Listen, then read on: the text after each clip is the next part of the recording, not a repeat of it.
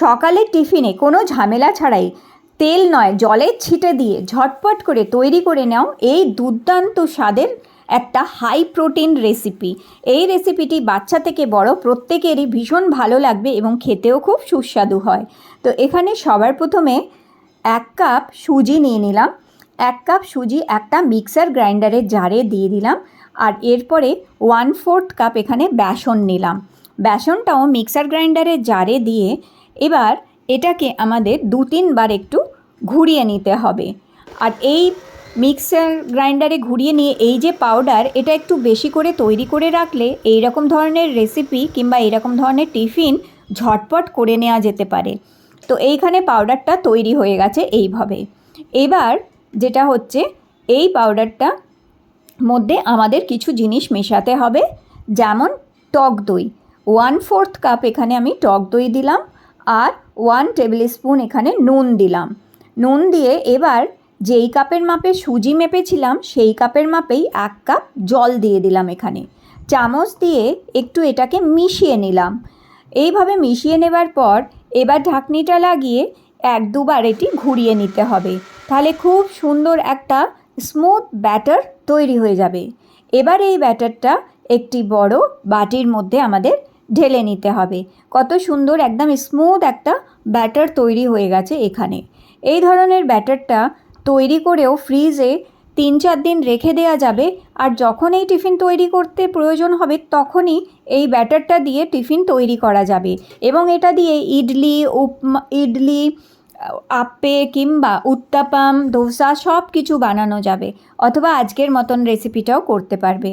এবার একটি কড়ার মধ্যে সর্ষের তেল দিয়ে তার মধ্যে 1 চামচ বিউলির ডাল দিলাম। বিউলির ডালটা হালকা করে একটু ভেজে নিতে হবে।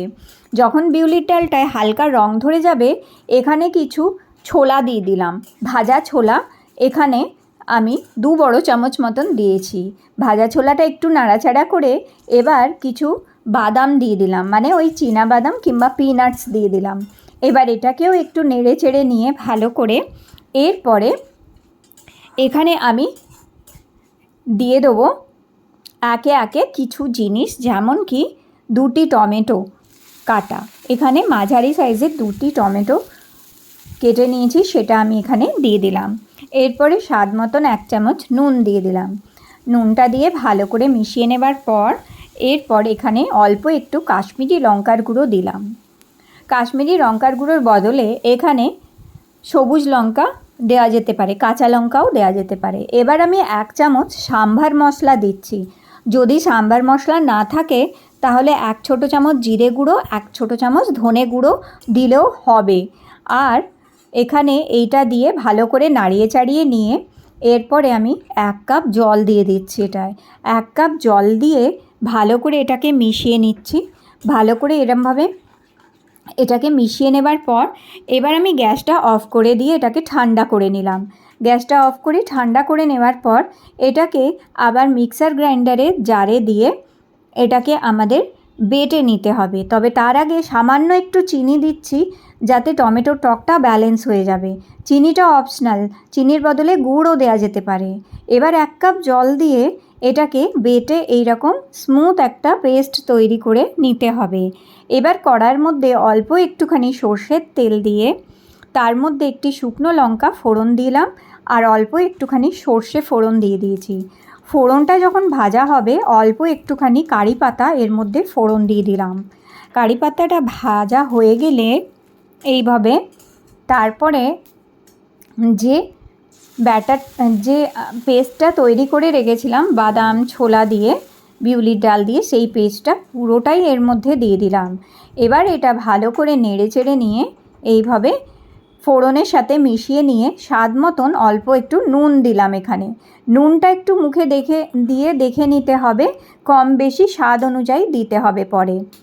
এবার রেডি হয়ে গেছে, ওটা নামিয়ে নিয়েছি। এবার একটি ননস্টিক প্যান বসিয়ে তার মধ্যে একটু জলের ছিটে দিলাম।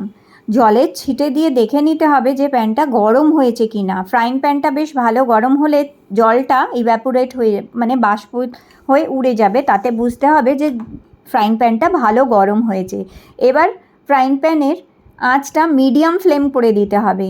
মিডিয়াম ফ্লেম করে দিয়ে 1 চামচ করে যে ব্যাটারটা তৈরি করেছিলাম সুজি আর বেসন দিয়ে, সেটা 1 চামচ 1 হাতা দিয়ে এইভাবে আস্তে আস্তে গোল করে এটা ঘুরিয়ে নিতে হবে।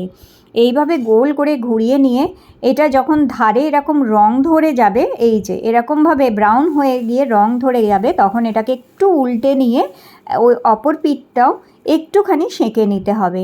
ব্যাস এইভাবেই সবকটাই আমি ঝটপট করে তৈরি করে নিচ্ছি।